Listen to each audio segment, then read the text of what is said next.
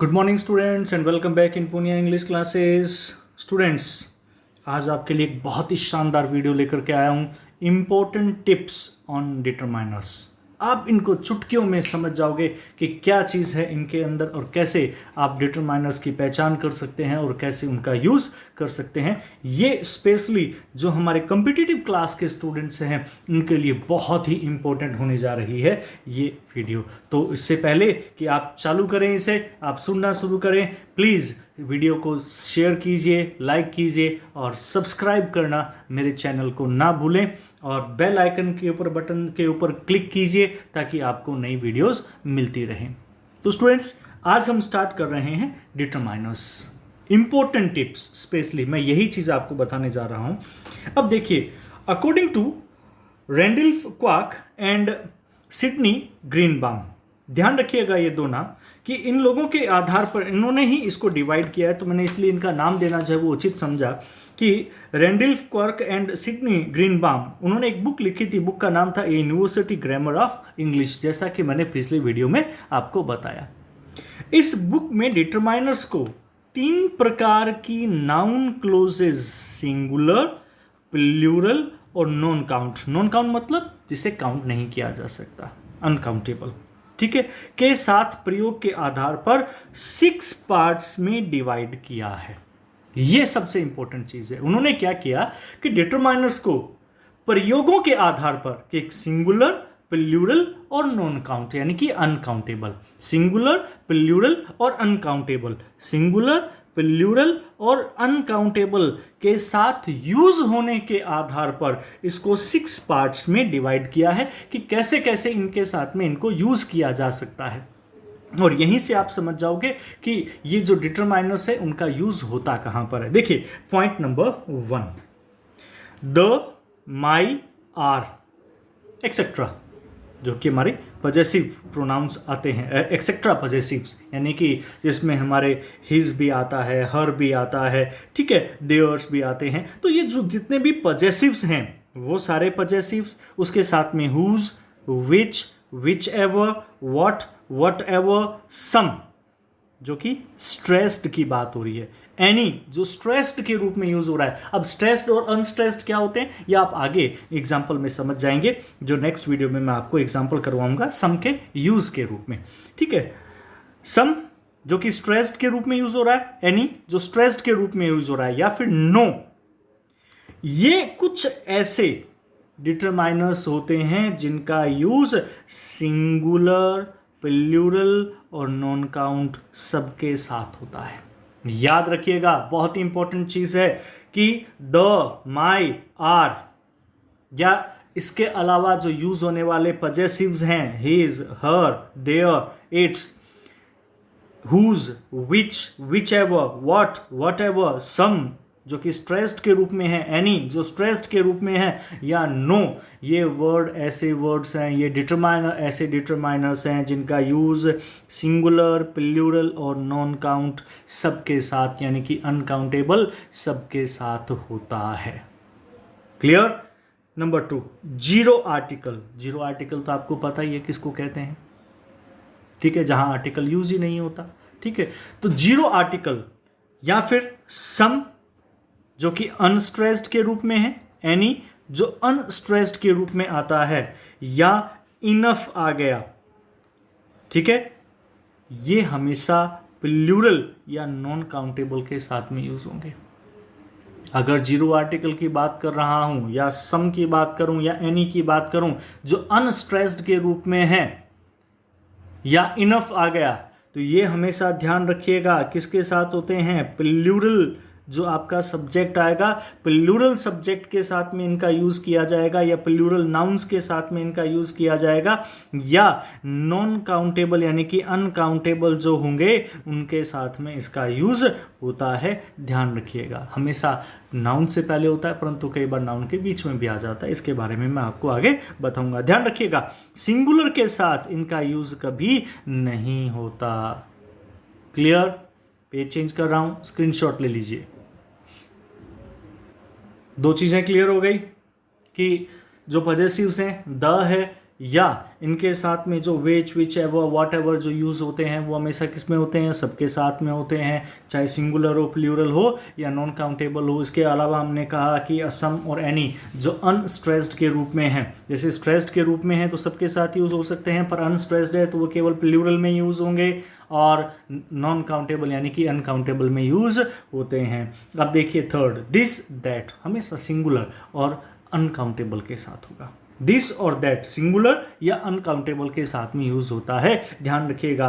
Those या these या those हमेशा, क्योंकि इसका प्लूरल होते हैं ये, ठीक है, ये प्लूरल के साथ यूज होते हैं क्योंकि ये दूर के रूप में बताते हैं, इनको प्लूरल के रूप में यूज करते हैं, ठीक है। तो दिस दैट सिंगुलर और नॉन काउंटेबल के साथ होता है। अब आगे देखिए पॉइंट नंबर 4, ए और एन, द सबके साथ होता है, ए और एन या फिर एवरी, ईच, ईदर, नीदर, ये हमेशा सिंगुलर के साथ में यूज होते हैं, ध्यान रखिएगा। हमेशा कहाँ यूज होता है इनका यूज होता है हमेशा सिंगुलर के साथ में। किसके साथ होता है, हमेशा सिंगुलर के साथ में इनका यूज होता है, ध्यान रखिएगा। किसका, a, an, every, each, either, neither, केवल सिंगुलर के साथ में। जैसा मैंने अभी बताया point number 5, this that singular में होता है तो दिस और दोस कहाँ होगा, प्लूरल में। इनका यूज कहाँ होगा, प्लूरल में यूज होगा, ध्यान रखिएगा बच्चों, ठीक है। उसके बाद में पॉइंट नंबर 6, मच, क्या चीज, मच, ये हमेशा अनकाउंटेबल के साथ यूज होता है। मैनी काउंटेबल के साथ होता है, मच अनकाउंटेबल के साथ होता है, ठीक है। अगर आप मैनी यूज कर रहे हो तो मैनी किसके साथ होगा, काउंटेबल। तो हाँ, यहाँ हम बात अनकाउंटेबल के आधार पर डिवाइड करने की कर रहे हैं, इसलिए हम काउंटेबल का यूज नहीं कर रहे, जिक्र नहीं कर रहे, पर मच अनकाउंटेबल है, ठीक है, तो मैनी काउंटेबल होगा। क्लियर। अब मैं कुछ इंपॉर्टेंट टिप्स बता रहा हूं आपको, जो ध्यान रखो आपके एग्जाम के अंदर पूछी जाती है और उसी के आधार पर ही आप लोग क्या करते हो, वहां पर ऑप्शन चूज करते हो, ठीक है। तो ध्यान रखना कि सब्जेक्ट जो है पॉइंट नंबर 1, टिप्स नंबर 1 जो टिप्स दे रहा हूं वो नंबर 1 टिप्स, सब्जेक्ट जो होता है वो प्राय नाउन या प्रोनाउन होता है, सबको पता है। प्रेडिकेट भाग में भी नाउन या प्रोनाउन का यूज होते हैं। प्रेडिकेट भाग कौन सा होता है, जो सब्जेक्ट के बाद का जो पार्ट होता है सेंटेंस का, उसको प्रेडिकेट कहते हैं, ठीक है। तो प्रेडिकेट में भी नाउन और प्रोनाउन होता है। इन नाउन्स के मॉडिफायर्स जो होते हैं वो डिटरमाइनर ही होते हैं। इन नाउन्स के जो मॉडिफायर होते हैं वो कौन होते हैं, डिटरमाइनर्स ही होते हैं। जैसे मान लो एग्जांपल के लिए, अगर आपके पास में कहीं सेंटेंस के बीच में नाउन जर्नी यूज हो रहा है तो उससे पहले द लगेगा, ये मॉडिफायर है और ये डिटरमाइनर का काम करेगा। जैसे ट्रेन है, अगर सेंटेंस के बीच में कहीं पर है तो उससे पहले द लगेगा और ये मॉडिफायर का काम करता है और ये डिटरमाइनर होते हैं। माय, अगर ये सेंटेंस के बीच में है तो ये मॉडिफायर के रूप में काम कर रहा है और डिटरमाइनर का वर्क करेगा, ध्यान रखिएगा। तो नाउन या प्रोनाउन के मॉडिफायर्स प्राय क्या होते हैं, डिटरमाइनर्स होते हैं, ठीक है, जो नाउन या प्रोनाउन प्रेडिकेट भाग में यूज होते हैं। पॉइंट नंबर 2, डिटरमाइनर्स सदा नाउन से पहले ही आए, ऐसा नहीं होता। ध्यान रखिएगा कि डिटरमाइनर सदा नाउन से एकदम पहले ही आए, ऐसा नहीं है। इनके बीच में अन्य शब्द भी आ सकते हैं।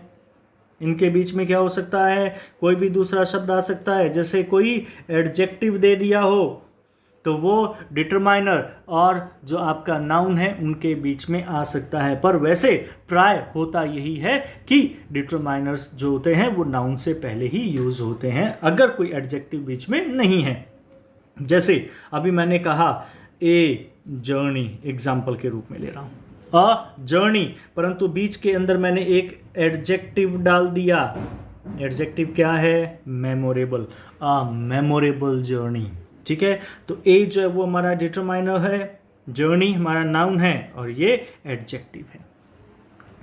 द रोमांटिक हाईलैंड्स, रोमांटिक क्या है, एडजेक्टिव है, ठीक है, और उसके बीच में द हमारा डिटरमाइनर हो गया और हाईलैंड्स क्या है, नाउन है, ठीक है।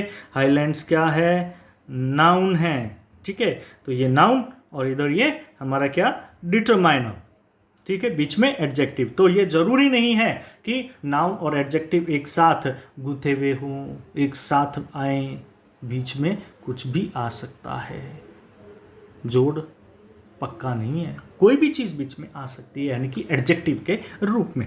ठीक है, जैसे एग्जांपल और देखो, माय फर्स्ट इंप्रेशन, इंप्रेशन और माई के बीच में फर्स्ट एडजेक्टिव के रूप में आ रहा है। The naked wind swept rocks, ठीक है, the naked wind swept rocks, तो यहां पर भी देखिए नेक्ड जो है वो क्या आ रहा है, एक एडजेक्टिव के रूप में यूज किया जा रहा है। क्लियर है?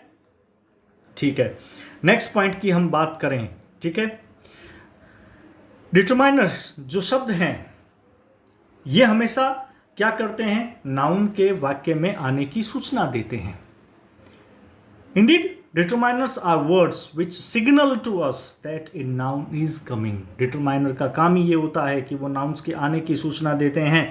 पॉइंट नंबर 3 की बात करें, नाउन फ्रेजेस बिना मॉडिफायर के भी हो सकते हैं। आप ये कहो कि नाउन फ्रेज आ रहा है और इसमें मॉडिफायर नहीं है, डिटरमाइनर का यूज नहीं किया जा रहा है, तो ये भी जरूरी नहीं है, ये आ सकते हैं। जैसे ट्रेन एंड बोट, या मैंने इसमें द का यूज नहीं किया, the train and the boat का यूज नहीं किया, ठीक है, तो ये मैंने बिना मॉडिफायर के इनका यूज किया है, तो ये आ सकते हैं।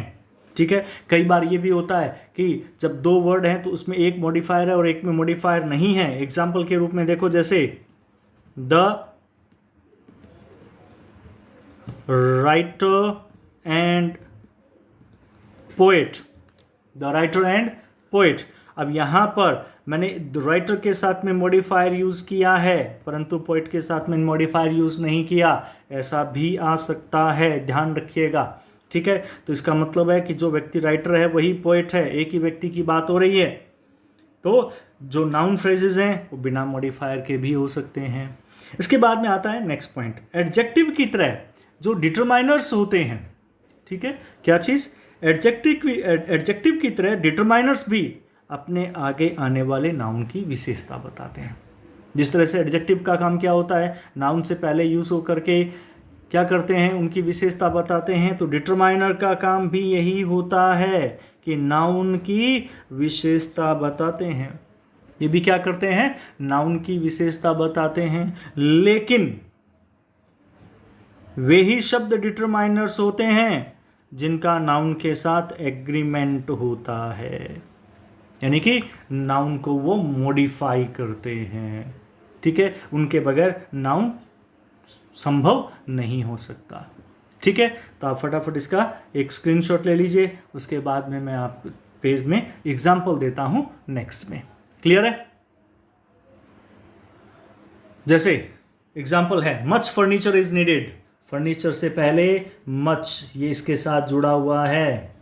ठीक है, इनका आपस में क्या है, एक एग्रीमेंट है, इसके बगैर फर्नीचर की हम कल्पना नहीं कर सकते। कितना furniture, much furniture is needed, तो इसलिए ये क्या है, एक मॉडिफायर, ये एक एडजेक्टिव का भी काम कर रहा है यहाँ पर। ठीक है, और डिटरमाइनर भी है और एडजेक्टिव के रूप में यूज हो रहा है, विशेषता बता रहा है। जैसे चेयर्स, कितनी चेयर्स, मैनी, यहाँ पर भी ये क्या है, एडजेक्टिव के समान यहाँ विशेषता बता रहा है, ये डिटरमाइनर। ऐसे ही there are several shops and this in this locality, तो यहाँ पर सेवरल और दिस एडजेक्टिव के रूप में यूज हो रहे हैं, डिटरमाइनर हैं और एडजेक्टिव के रूप में इनका यूज किया जा रहा है।